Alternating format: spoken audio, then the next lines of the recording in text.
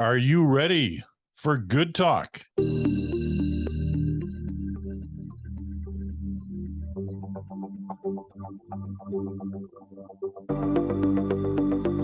hello there. Welcome to Friday. It's a good talk day. Bruce Anderson's away this week. Rob Russo is sitting in for Bruce. Rob, the former bureau chief at CBC in Ottawa, former bureau chief for Canadian Press in Ottawa, former Washington correspondent, former Quebec City correspondent. You know, he's got it all. He's the guy. He knows everything. Sort of. And my future is behind me. Yes. Lots of formers there. Formerly well-informed. That's right. Okay, here's how we're going to start, because I'm still in the UK, leave tomorrow. So they're really getting, close to the coronation. It's a week tomorrow. And when I say they're really getting ready, it just doesn't feel like it. I mean, I've been to a lot of royal events over the last 50 years. This one doesn't feel exciting in any fashion yet. Now, there's still a week to go. Maybe they'll start dancing. One thing, though, the Telegraph broke the news last night that Justin Trudeau will be at the coronation. Now, it's not like they banner headlined it. But they did make mention of it, and of course they had to make mention at the same time of, this is the guy who sang the Bohemian Rhapsody in the lobby of the hotel when he was here for the funeral of Queen Elizabeth last summer. And they're still talking Canada about the cost of the hotel rooms. Wherever he stays is going to cost a lot of money, because that's just the fact of life in London these days. So that story will probably bounce back again.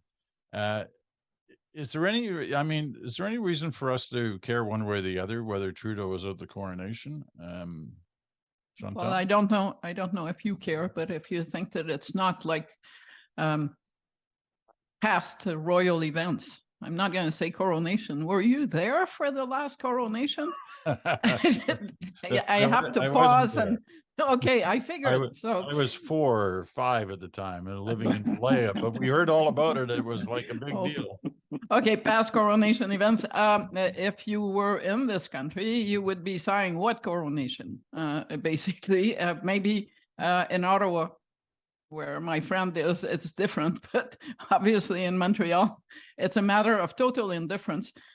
I think in the end, I don't understand why it took so long and why the Telegraph had to suddenly have a scoop that Justin Trudeau was going to show up, because all week, everyone who's on or around Parliament Hill or covering politics had already been whispered to that the Prime Minister was going to go, that he was going to, that there's a Liberal National Convention happening the same weekend, that he was going to be there for one speech, but he would not be delivering the closing address because he was going to be going to the coronation.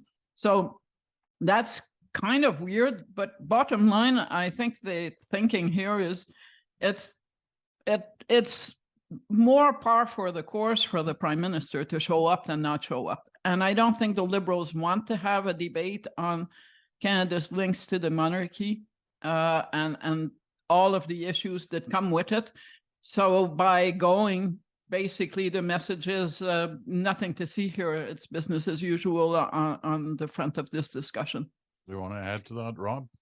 I do. A couple of things I would say. It's a big deal only because every time the Prime Minister seems to leave the 613 area space, there's a chance of no end of scandal or some sort of problem besetting the Prime Minister. Every time he gets on an airplane now, there are people around him who are worried, and they should be, because whenever he gets out of the country, he tends to get into trouble going back to India.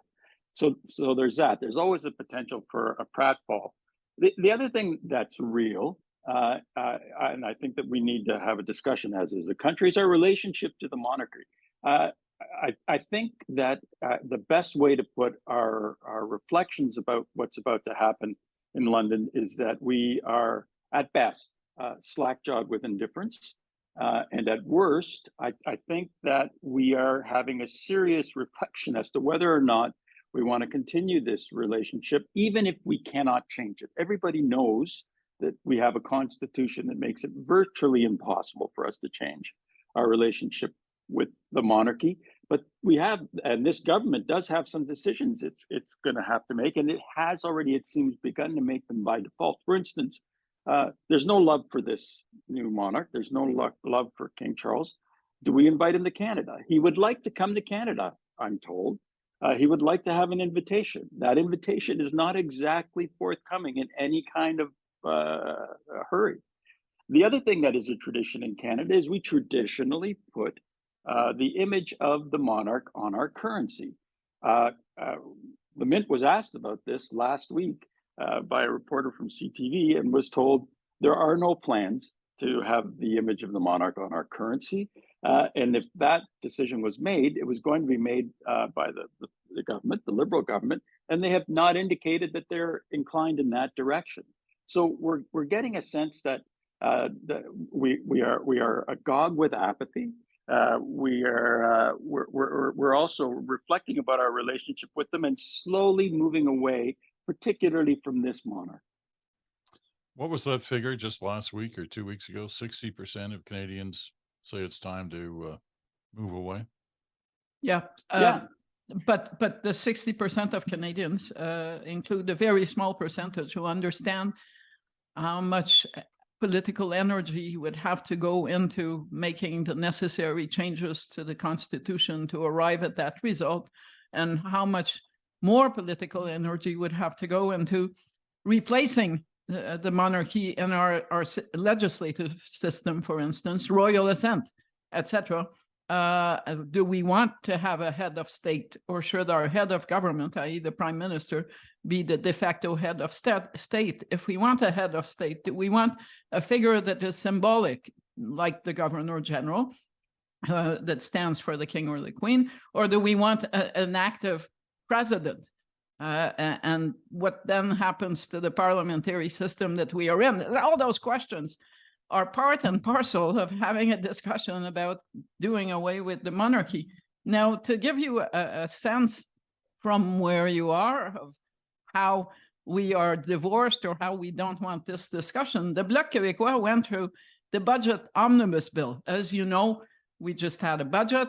There's implementation through a bill. It's a massive piece of legislation. It's become a tradition for minority governments in this country to throw in stuff that has little to do with the budget. Well, everything has to do with the budget as long as the dollar is spent, so that they can, get rid of this. The official recognition of the new king is buried in the omnibus budget bill, to which Yves-François Blanchet, of course, raised his hand and said, well, I would like this to be voted separately. I would want this to be a matter of debate. Of course, that's not going to happen. But that tells you two things. They don't want to have this debate, and they are as indifferent to this entire notion of the monarchy as those 60% of Canadians who say they are. So nobody really has it on their to-do list, right? I mean, I know certain well, the Bloc does, but certain parties and certain politicians have made their case personally, but in terms of today, 2023, it's not on anyone's to-do list. No, look, what we see in Canada, I think, is a recognition that the system has worked. This notion of having an authority who is not politically inclined in any way, and who is distant and on an over a sea, in some ways has worked and has kept politics. Indigenous people in particular are very, very attached to the notion of having the crown as an ultimate arbiter of some of our thornier constitutional questions. But boy, it's almost like, yeah, that crazy uncle's over there, we're going to leave him up in the attic. And that's really the sense that you get with this monarch. If there wasn't reverence for Queen Elizabeth, there certainly was respect. And there seems to even be a lack of respect when you look at some of the polling numbers for the current king. And I don't know that it's exactly that the feelings aren't entirely mutual. Look at where Charles went for his first trip. He tried to go to France, couldn't go there because of the strikes there and the protests there. He went to Germany instead. Right now, the UK's priorities are with trying to salvage some of its trade ties with its European partners. You would have thought that it might be to try and keep the Commonwealth together, and you would have thought that the oldest member of the Commonwealth and one of the most mature democracies, Canada, would be number one on their list. But he's going to Europe because they have a compelling economic imperative there that they've got to try and rescue trade. It's interesting that Prime Minister Rishi Sunak sees Charles as a salesman, but that's the power of the monarchy, and still in some quarters in Europe. It also says something about the state of the current UK government that it needs to turn to a relatively unknown king as a salesperson. Maybe Canada wasn't first for the reasons that you elicited earlier, i.e. no invitation was forthcoming. Yeah. I just want to add on the logistical side of the Prime Minister going to the coronation. I'm not sure that plan wouldn't be reviewed if the civil service strike takes a turn for the worse over the next week. The notion of the Prime Minister going to something that most Canadians are indifferent to, while 155,000 civil servants are on the street, maybe doesn't go down well. And it may be that the government expected to have resolved that issue before it announced that Justin Trudeau would be going. Also interesting, it's late in the game and the government has not yet said who else is going with Justin Trudeau. And that's always interesting. One assumes rightly that the Governor General will be on hand, but beyond that, did he invite the leaders of the opposition? Did he again invite other prime ministers? Not all of them are in good health. I'm thinking Brian Mulroney here, who's been having a spell of ill health. So I will be convinced that he's going when he gets on the plane. Is basically what I'm trying to say. Okay, good point. And first of all, I'm stunned that we spent 12 minutes on the coronation. Hey, I thought it was going to be, we'd blow this off in like 2 minutes and move on. However, you've pushed us towards the topic really that probably, I don't know, it's hard from a distance to tell, but I was wondering loud the other day whether, here we have a massive strike, right? Biggest in Canadian history, 155,000 people out on strike, and things getting dicey. It's been 10 days already. There doesn't seem to be the kind of big public discourse on this strike that we used to see in Canada in terms of labor situations in the country. Now, I know everything's changed, times are different, concerns are different, but this seems to be heading towards some very difficult potential days on this. Rob? Yeah, I'm actually with you on the first point. I know you keep saying I'm old, Peter, but and I did not cover the general strike in 1919. However, I did cover some strikes 40 years ago, and when you look at the history of labor relations in the last few decades, this is nothing like the Common Front strikes in Quebec that brought together several of the biggest unions. The woodworkers strike in BC in the 80s, even the Common Sense Revolution strikes prompted by the Conservatives in Ontario. I do not sense that impact. There is certainly local impact in Canada. If you go to places like Shediac, if you go to Shawinigan, if you go to Summerside, where those towns really depend on public service. In my own community here in Ottawa, you see it. But is it having an impact yet on people? No, it's not. So it seems pretty tame compared to those strikes. The postal union strikes, even think of those.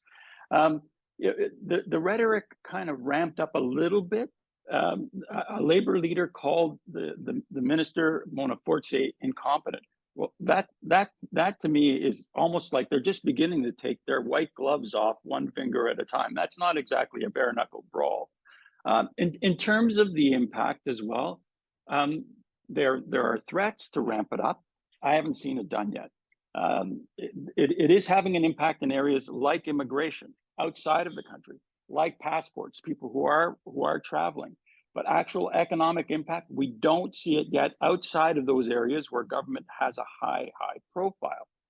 I actually think they're pretty close. If you look at the language, They're supposed to be far apart on wages. They're not. They're really about 1% apart each year. And now Minister Fortier is talking about cash bonuses to try and make up some of that difference.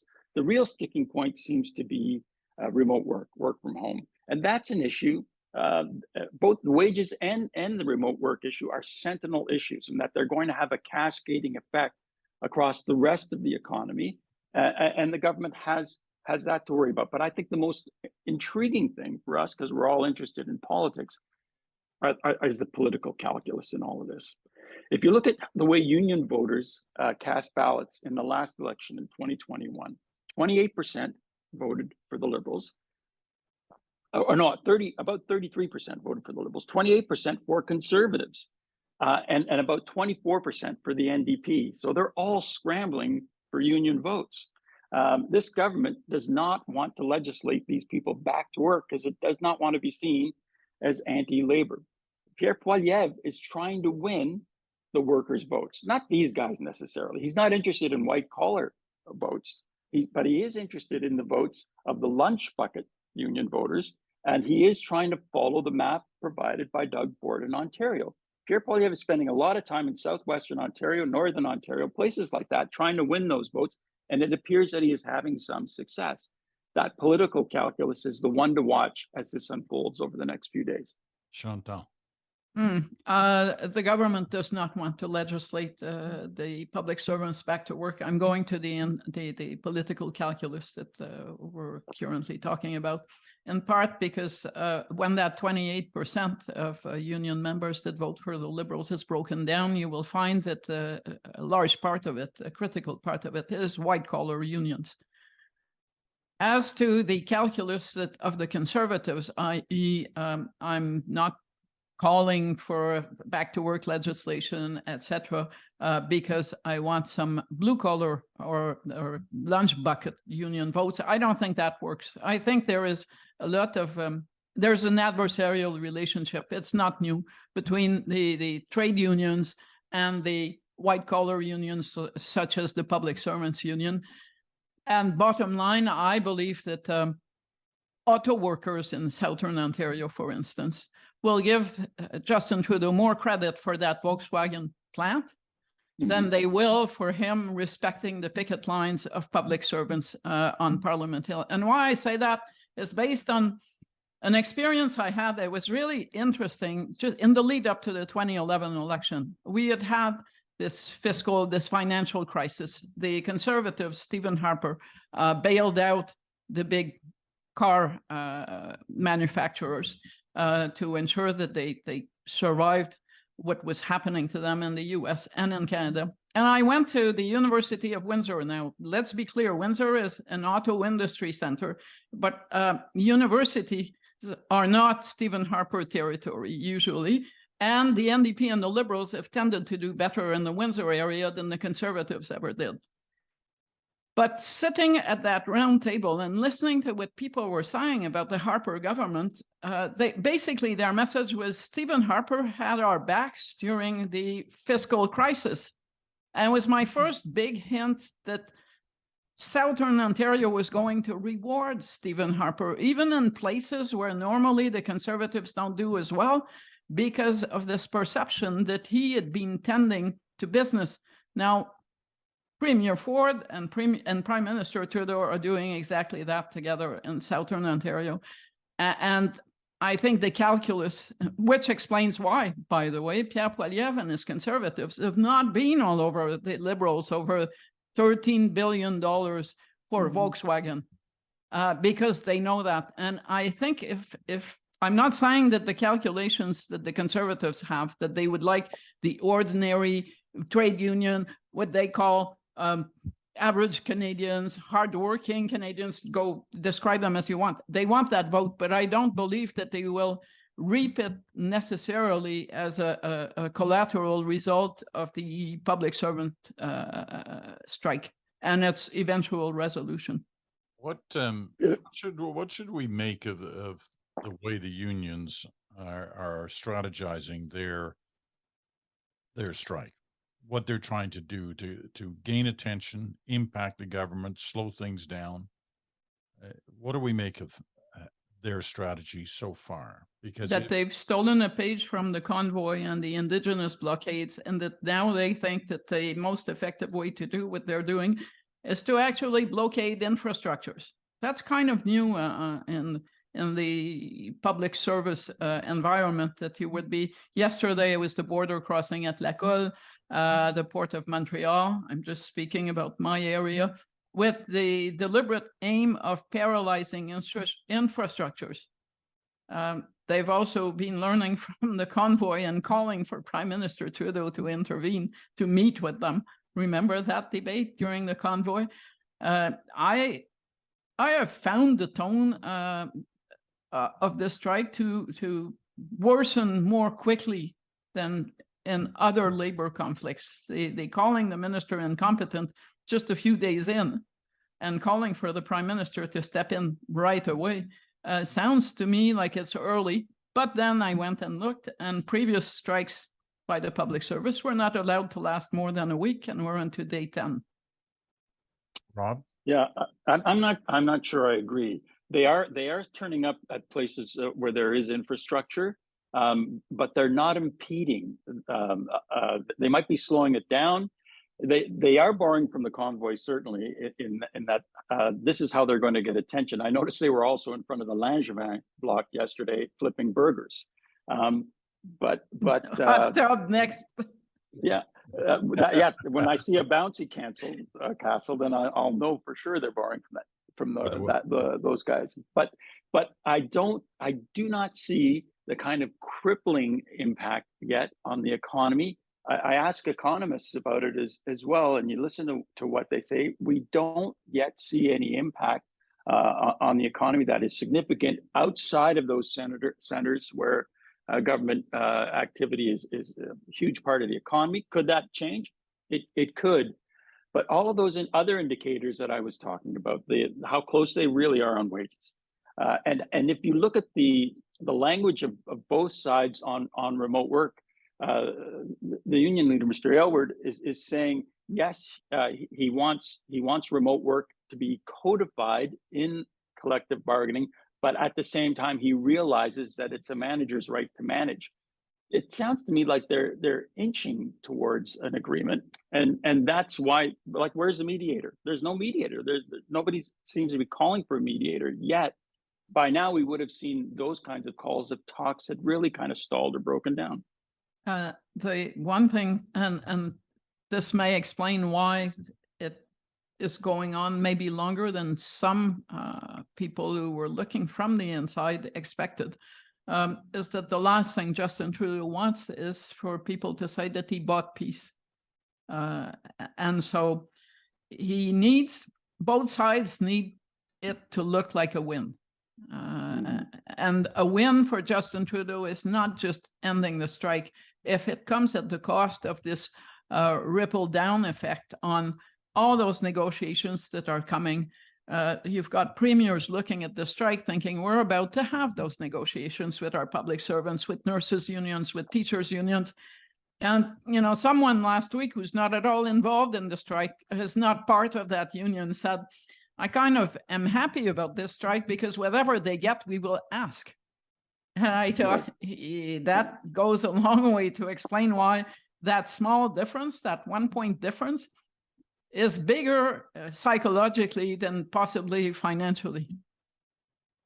Okay, we're going to take a quick pause, and then we're going to come back and pick up on a point that I think you both made a little earlier on, what is also on the Prime Minister's agenda next week, because there's some interesting things on it, and I want to have a chat about that. But first, this break.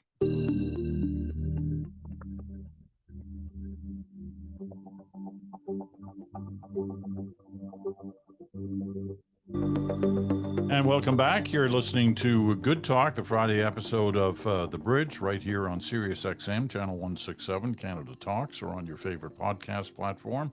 Or, because it's Friday, we're on our YouTube channel, and you can watch the exciting visual elements of a Good Talk episode. Who's here? Rob Russo's here, filling in for Bruce Anderson, who was away. this week, but will join us again next week. And Chantal Hébert, I just realized, Chantal, I never even introduced you at the beginning of the program, which apparently I don't really need to do because everybody associates you with good talk anyway. I mean, all the mail I get, they talk about, oh, and Friday, Chantal, And besides, as I'm often told, the voice gives me away. Yeah, it's funny how that works, eh? Yes. You sit in a restaurant and you don't know anyone, and suddenly someone says, I know your voice. Okay. Okay. Next week is the biennial convention of the Liberal Party. That doesn't mean it's like once every 200 years. It means it's once every 2 years. That's what biennial stands for. I had to look that up just to make sure because I was getting confused with centennial. It's an age thing, I guess. It is an age thing. Anyway, next week, so it's the party gets together and they talk about things and they put forward resolutions and they debate them and they pass them or they defeat them. It's all parties do the same thing. And they are kind of in a way, well, it's a little bit ridiculous because the leader of the party is not held to any of these resolutions. Even if they're passed, doesn't mean they're going to end up, if you're in the government, as part of government policy. It's party policy. And then it's up to the leader to decide what he or she wants to do with it, if anything. Anyway, when you look, I see Aaron Wary of CBC wrote a good piece today where he kind of looks forward to this, forward speaking towards this conference next week and some of the resolutions that are up for debate. There's 34 of them. And he points towards 4. And I'll just, mention them briefly. There's one on electoral reform. Remember that in 2015? There's one on mandatory voting, which I find interesting. I look forward to hearing the discussion there and the debate there. And there's one on truth in political advertising. That's clearly something that a lot of people worry about these days, especially with the introduction of AI. And then there's a lower voting age resolution. Now, once again, doesn't mean anything other than there could be some interesting discussion. Or does it mean something? Well, it means that they fulfilled, and I'm basing this on Aaron's reporting, but I totally trust his judgment on this. He called these resolutions the more interesting ones.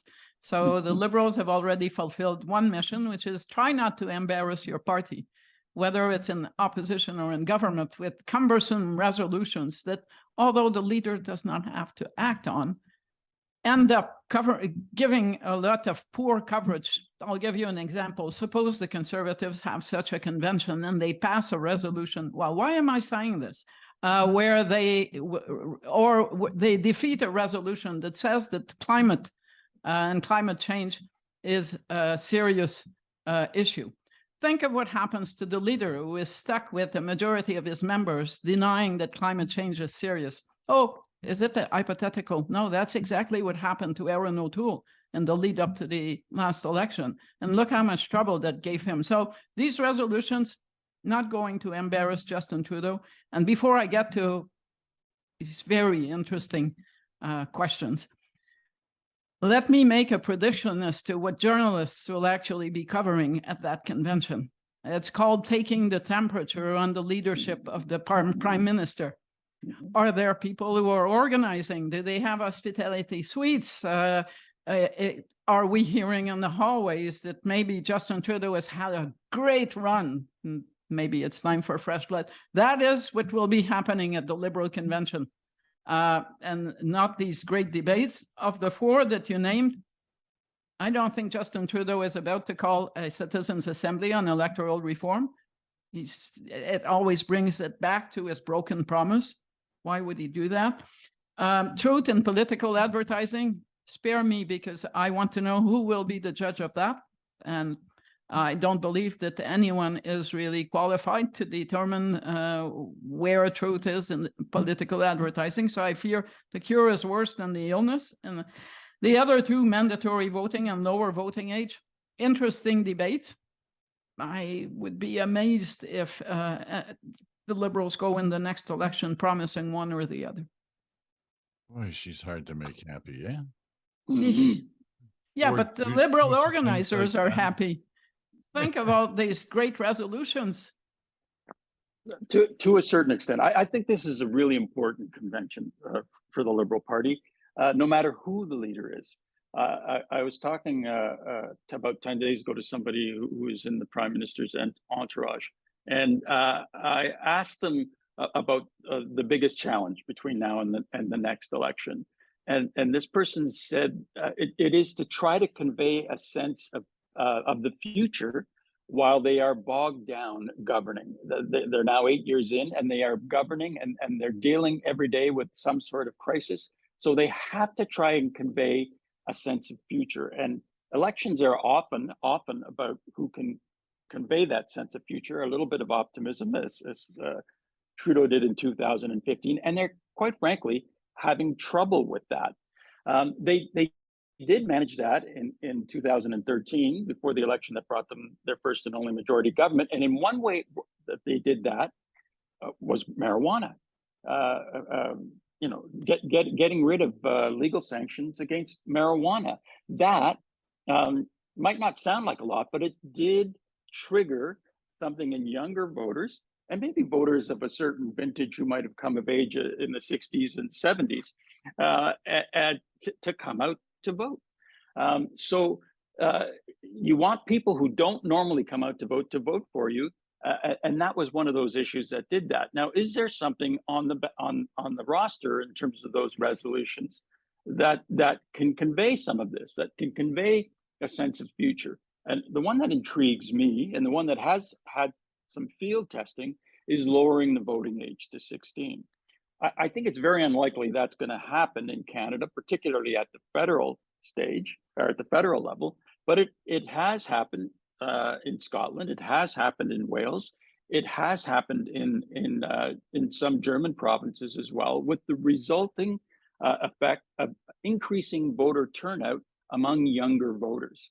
And again, these are not large samples, but more of them did turn out to vote. Is that necessarily a bad thing for all parties? No, but I would say it would disproportionately favor parties like the NDP and the Liberal Party.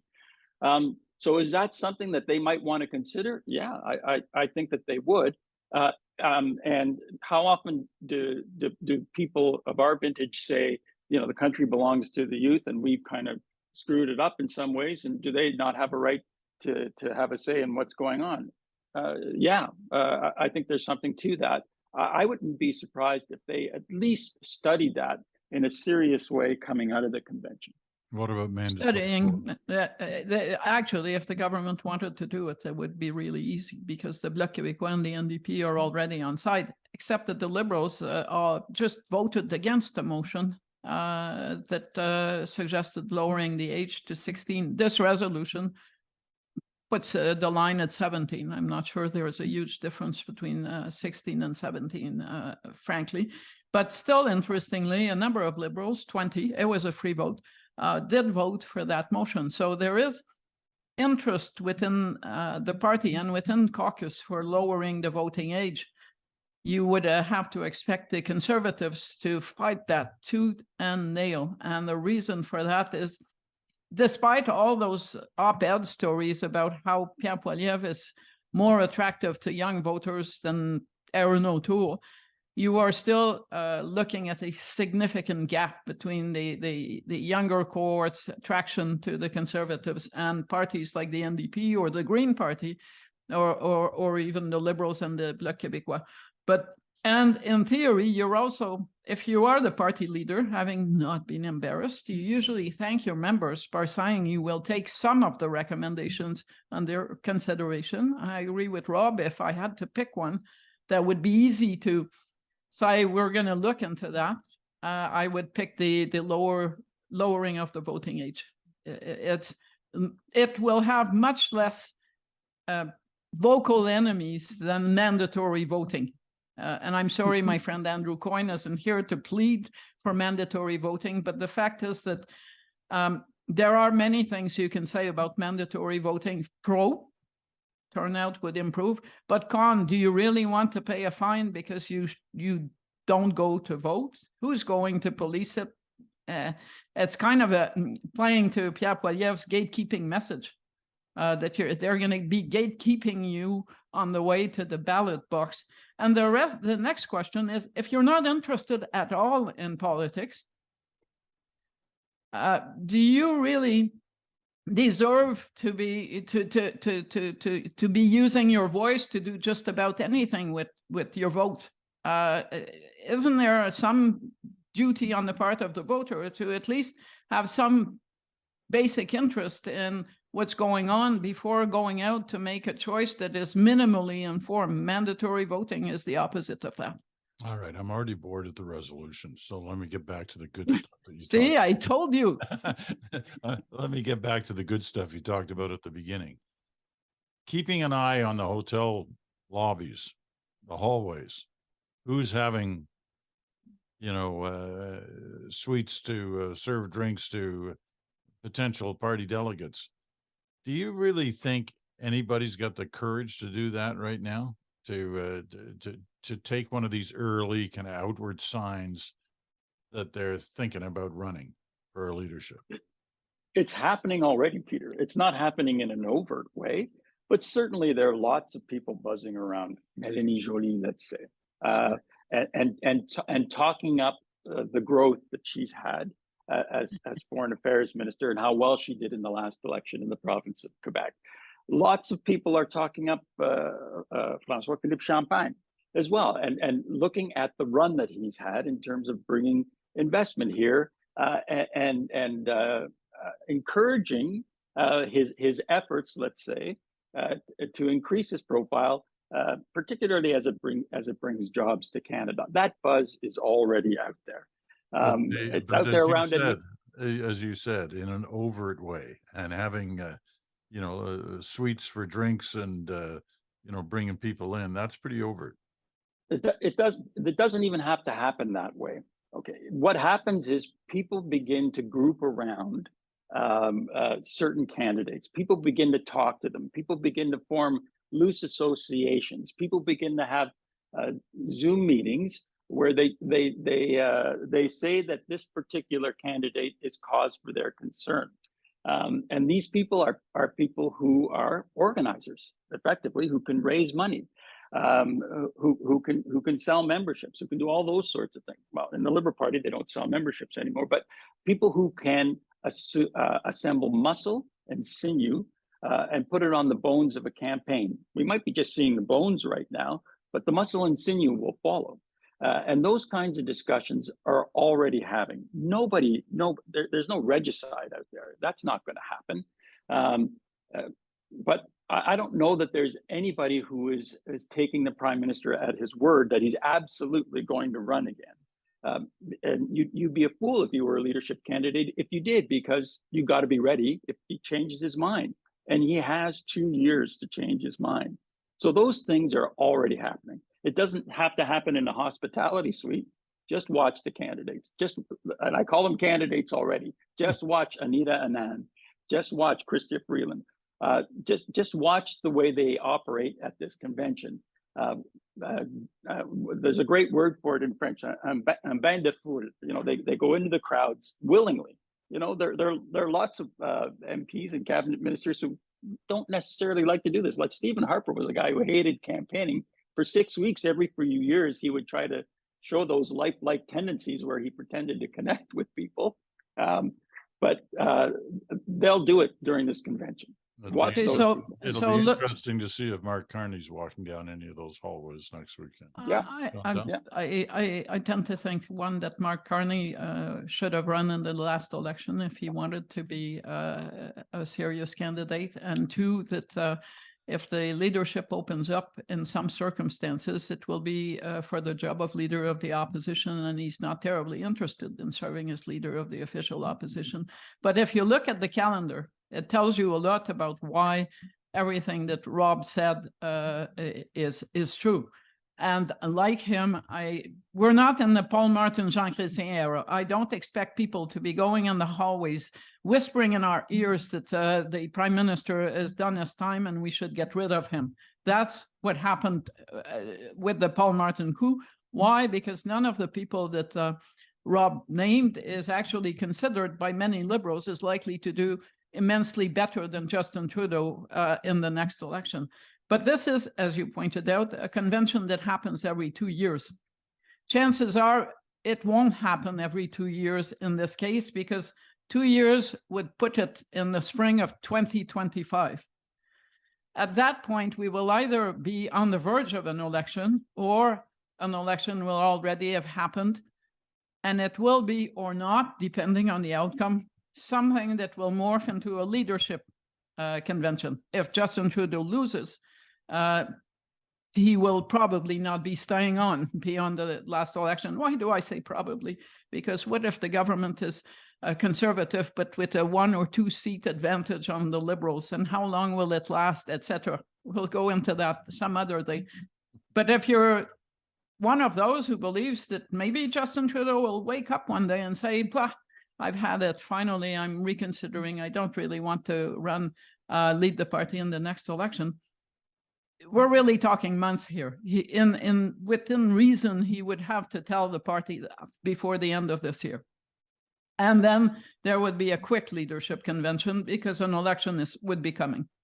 So I see what is happening. Mélanie Joly is a case in point. She's not the only one. As you are better to be ready than unready.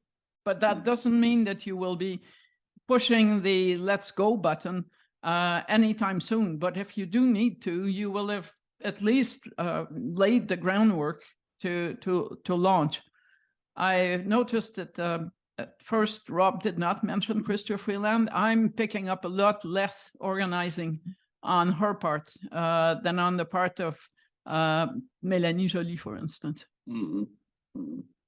And Anita Anand. I've heard some stuff on that front too. Yeah, but then there are people who will also tell you these things without the person knowing, right? Yeah. We've seen that before. Yeah. I really want this and that, but that doesn't mean that it comes from the top. It's a ground up. There are liberals who are looking for someone who would be a compelling replacement to Justin Trudeau tomorrow. I'm not going to hide that, but they are mostly accrue unto themselves. They are the same people who had a conference call prior to the last election discussing how they could replace Justin Trudeau with Mark Carney.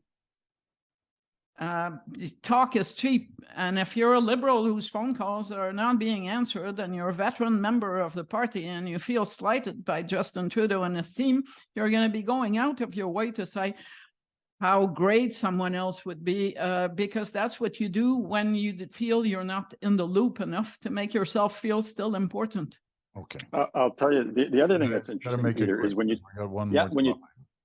when you talk to party people who recognize Mr. Trudeau's weaknesses, they still want him to run because they figure that even if he loses, he wins 100 seats and leaves them with a lot of money in the bank, and the party can fight another day. A new leader might see them go back to like the 70 seat level or something like that. So even if Justin Trudeau loses, he leaves the party in better shape. All right. We're going to leave it at that. We're going to take our last break, come back with our last topic right after this.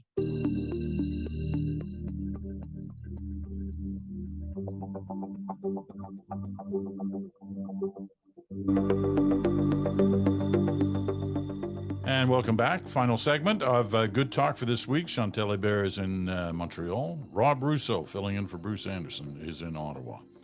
Okay, a couple of summers ago, the Canadian government took a lot of heat for its performance in getting people out of Afghanistan. And those discussions still carry on to this day about what went wrong in that. So this week, we're watching them trying to get people out of Sudan. There have been a number of flights out already. But was it too late? Well, it wasn't too late. They got them out. But did it take too long to get that organized? Should they have seen this situation coming much sooner? Did they botch the initial exit from Sudan? Thoughts on that? And we've only got a few minutes, but Rob first. Yeah, I don't think this is akin to Afghanistan, more akin to Lebanon about 10 years ago. And I think it's probably unfair to criticize the government for what's happened here. Nobody saw this coming. Let's look at our allies. The Americans, okay, they have the biggest air fleet in the world, have not been able to get their civilians out. And as far as I know, there is no plan so far that's been made public to get them out.